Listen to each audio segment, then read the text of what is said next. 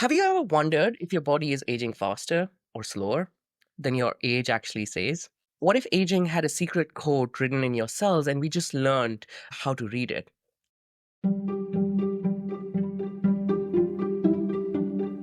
Hey everyone, welcome back to Decoding Longevity, where we break down the science of aging and longevity. I'm your host Raghav Sehgal with your co-host Jacques. Hi, everybody. In our last episode, we had Jesse Poganik diving in with us on what biomarkers of aging is and the potential they have to be used in the future for anti-aging interventions. But today, we'll be talking about a powerful topic, and we are a bit biased on that. So, the aging methylome.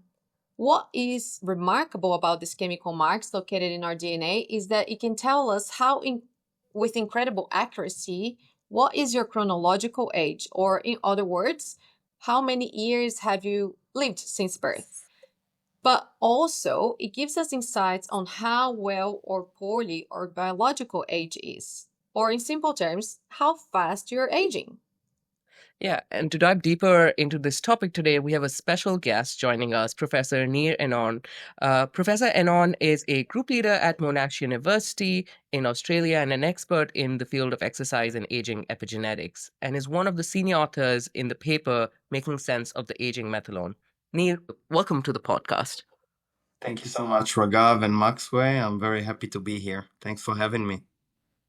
Thank you. So, to start with, as I said in the beginning, I'm probably biased by this paper, and I think it's beautiful. It's a very, very thorough piece that explores what DNA methylation can and can't tell us about biological aging, and what are all the different ways we can use to draw biological insights into aging. So, let's start from the top. For people who never heard of it before, what is actually methylome, and how does it relate to aging? DNA methylation is probably one of the most studied epigenetics modifications in regards to aging. And what it means is that there is an additional of methyl group, which is I guess a molecule on the DNA without changing the DNA sequence, and it influences and it's shutting off and altering gene expression depending on the methylation site. Now, the thing about DNA methylation is that it's very specific to tissues and it's across all tissues of the human body. So, yeah, so that's DNA methylation. Yeah, that's very interesting. And it is a very important point to say that DNA methylation is quite malleable, right? It can Exactly. be influenced by sort of a lot of different factors. Of course, there are changes that we inherit in some ways genetically, but it's really interesting that it can also be influenced by environmental factors, which is very different from a mutation, so to speak, right? Exactly. My question is, this opens the possibility about if it can be influenced by the environment, we can then use to sort of as a target to rewind the aging clock. So moving to one of the ways we can sort of use DNA methylation aging and was kind of very well described in the paper was the concept of epigenetic clock, something that has existed for since I would say 2013, Horvath's first paper. But can you walk us through the concept of clocks in general and why are they Yes. so useful as Yeah. biomarkers?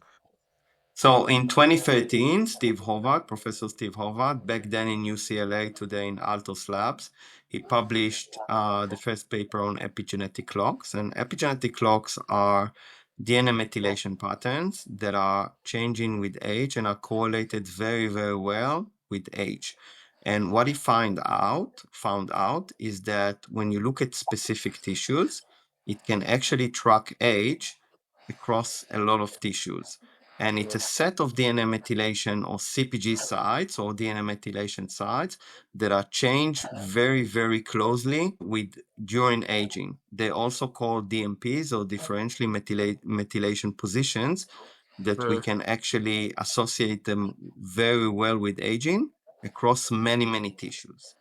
Now, the only tissue that Steve back then couldn't really look at in terms of humans is skeletal muscle.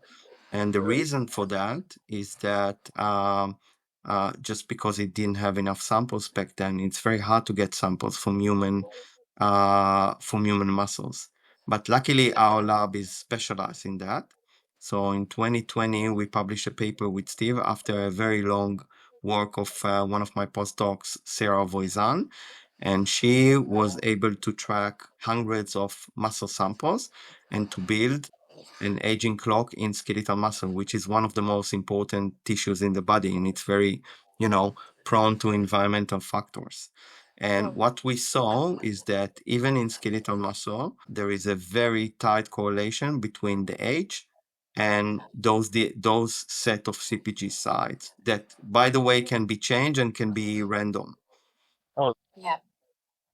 Yeah, that's very cool. So I guess that brings a little bit into what we do in our own research, and just going a little bit deeper into that paper on the exercise or the methylation clock in skeletal muscle. Could you tell me a little bit more? What happens to the aging methylome when you exercise? Could you think that exercise potentially should be called or could be called as an epigenetic intervention? Yeah, so I think what we showed is that as a consequence of the first paper on the clock, what the next step of what we did is we looked at those skeletal muscle samples before and after exercise. And again, we collected a lot of samples and we used we got help from a lot of collaborators, and we were able to have very good muscle samples with DNA methylation before and after exercise, with a very good phenotype, which is VO2 max, maximal oxygen consumption, which is a very great marker of exercise response or aerobic response, but also one of the golden markers of mortality and morbidity and aging as well. So what we did is we looked at the methylome before and after exercise. We also looked at gene expression, the transcriptome, because if you remember from before, I told you that DNA methylation is one of the steps that is controlling the gene expression. So we looked at both, and what we saw is that the people who had high VO2 max, so high maximal aerobic capacity, can actually change the methylation levels to what we call a youthful state. So they're almost coming back to their, a few years back. We can't really calculate how many years, but they also, when you look at their methylation and you look at their gene expression profiles, you can almost see that they are very similar to young people. So that's the power of exercise, and this is what we see in terms of DNA methylation, but also gene expression. that's really interesting. And it's, to be honest, exercise is such a simple lifestyle intervention that so many people across the board could implement to improve their lifespan and health span.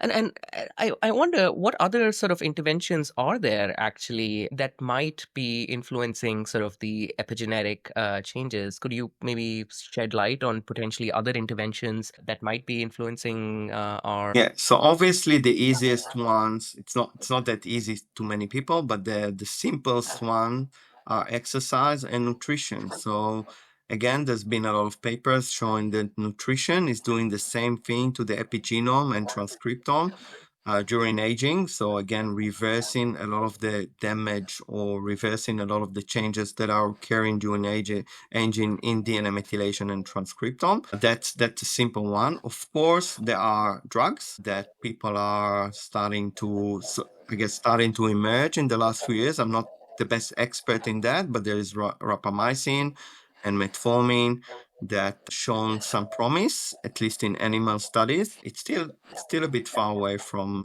coming to fruition, but I think it is showing promise, at least in animal studies. Mm. Yeah, no, that's really good. At least, we have somewhere to start. But let's change the gears a little bit. So in the paper, obviously, we start talking about the epigenetic clocks because they're the most, I guess, standardized and, been mostly used. But we also mention other ways that we can use DNA methylation to associate or correlate or measure aging. And you mentioned about variable methylated positions, entropy. Could you maybe go a little bit deeper on what are those and what they represent? Yes, of course. So in terms of DNA methylation and in terms of those changes during aging, what we discovered, and not only us, people before us have shown that the methylation patterns are not only changing in one way. There's many ways that methylation can be changed. One of them is, as I mentioned before, DMPs. What it means is that those methylations in average in all, in all the cells are either going up or down, are either hyper or hypomethylated in average. And these are very correlated with aging. However, or with chronological age, I would say that. However, if we look at other patterns, for instance, variable methylation positions. So variable methylation positions is actually the inter-individual variability between people. So we can see sites across the genome that the methylation is unpredictable and it's either going up or down, and it's very variable during aging. So it's a bit more chaotic. And we think that those sites are more predictable of biological age because they are more representative of the noise that is happening during aging. That's first. The second one is entropy, and entropy is just one measure of, I guess, the noise or the variability or the unpredictable changes in the methylome during aging. So it's only one measure, and it's based on statistical measure. It's called Shannon entropy, and we can actually measure how far and how close is the methylation to 50%. And as it is closer to 50% across the genome, it's more variable and it's more unpredictable because it's half methylated and half not methylated. Whereas if it's more closer to 100% or 0%, it's more predictable because the same CPG site, the same methylation pattern, the same methylation site just change across all the cells similarly, which is more predictable. So those are some of the methylation sites that we are currently looking at in terms of aging, but also in terms of exercise. The other thing that I would like to shed light on is what we refer as nonlinear CPGs. So this is a project that is being done by one of my postdocs, Robin Gralus. And what Robin is doing, and he's looking at nonlinear CPGs. And nonlinear CPGs or DNA methylation are CPG sites that have peaks during aging. So for instance, when you are, there is increase in methylation until the age of 30. And then from the age of 30, you can see a drop in methylation in the same CPG sites. So he's looking at those peaks to see what is happening in the methylome during aging. Yeah. That is very valuable. I think this can be almost another dimension to studying sort of the aging methylome. Till now, a lot of the clocks, well, most of the clocks that we have been built have been focused on kind of the raw DNA methylation values, the beta values, but sort of Yeah. looking at the variance itself could it add almost another dimension to these clocks. But actually going back to sort of the clocks themselves and partly what you were talking about, sort of the musculoskeletal aging clocks being slightly different. A big point around all of these clocks is tissue specificity. So, of Yeah. course, when Steve came around with his first iteration of the clocks, it was kind of a multi-tissue clock. Of course, it missed the musculoskeletal system in some ways. But as we know, most of these clocks are trained on blood. And so how well do they reflect what's changing in the changes that we are seeing in blood are sort of mapped to sort of other tissues such as brain or musculoskeletal or so on and so forth? Yeah, that's probably the million-dollar question that we're all trying to solve. So we all want to find biomarkers. We all want to find markers in the blood because the blood is easy to test. Whereas taking muscle biopsies or taking, I don't know, bone marrow, whatever, from people, it's impossible, right? We can't really, like, when we're building a clock on brain, for instance, we're using, brain tissue from data sets and people that most of them deceased, right? Whereas, when we're doing muscle, for instance, we need to take biopsies and it's a long process. It's not an easy process. It's cost. And it's also making sure that those people are, happy to volunteer. Whereas blood is very easy. So this is what we're all trying to do. There is some emerging evidence from our lab showing that there is some overlap between muscle and blood. Actually, this is something that Maxwell is now doing. She's looking at shared CPGs between tissues, And this is something that we are trying to do, and we are trying to find those CPG sites, those DNA methylation sites that have overlap between many, many tissues. And this is where we can actually map which are the CPG or the DNA methylation sites that are really important for aging across many, many tissues and can be circulated to the blood and can be found in the blood. And with a simple test, we can actually say, okay, those DNA methylation sites change in the blood. They also, because they are so correlated with muscle and cardiac muscle, for instance, or heart, we can say that they are changed, the change in the blood reflect other tissues as well. Yeah. And I just to follow on that point around clocks and their limitations. So we know a lot of the clocks that have been trained currently are typically sort of in Western centric populations. That is where sort of most of the data has been. So the question arises that can we trust these clocks to work equally well across sort of different ancestries and populations in general? What are your thoughts on that? Yeah, my thought on that is that we need to do those studies in other Mm, populations. So we need to do the studies on Asian, in India, in Africa, as much as we can to understand the population, I guess, cover of those mm, DNA methylation during aging, because it might be that there is hidden mutations, for instance, in certain populations that are hindering the methylation or changing the methylation differently in different populations. So we don't really know that. And that's one of the main problems that we have in research is mm. that most of the research is on Western population, whereas it doesn't really cover many, many parts of the world. And this is something that we need to work on very uh, urgently, I would say, because there are so many other populations in the world that we need to look into. Mm. Yeah, it is hard. And also, like, it's not just the data collection, but as we know, to conduct a study that is powerful enough to detect those changes, we have to have very large numbers. Numbers, yeah. And if you not sharing data between scientists, and some countries have a lot of restrictions, and that's something that we had a brief discussion with Jesse, is how do you actually reach that power without needing incredible amount of resources.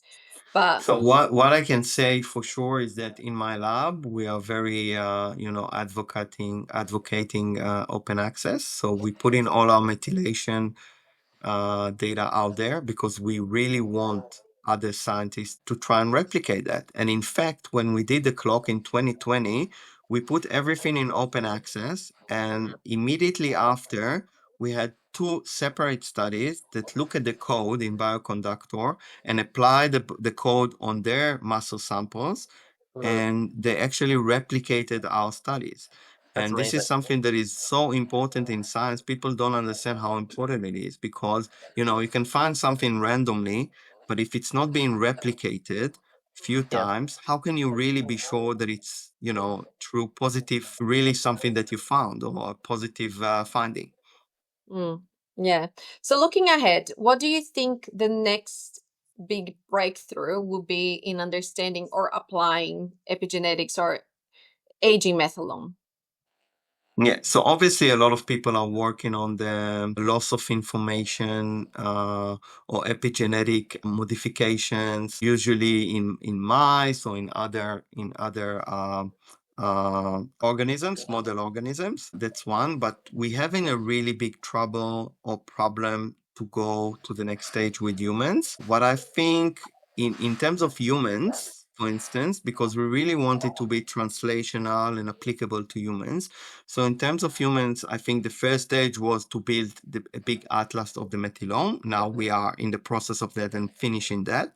And I think the next stage for us will be to go more biology and to try to prove that those CPG sites and those genes that are operating them, they are actually changing. They have loss of function or gain of function during aging. And one of the things that we will do, hopefully, is use maybe CRISPR-Cas9 or gene editing. So there is a technology, a recent technology, that has been developed that you can actually epigenetically edit some of those CPG sites. So we're currently looking at that.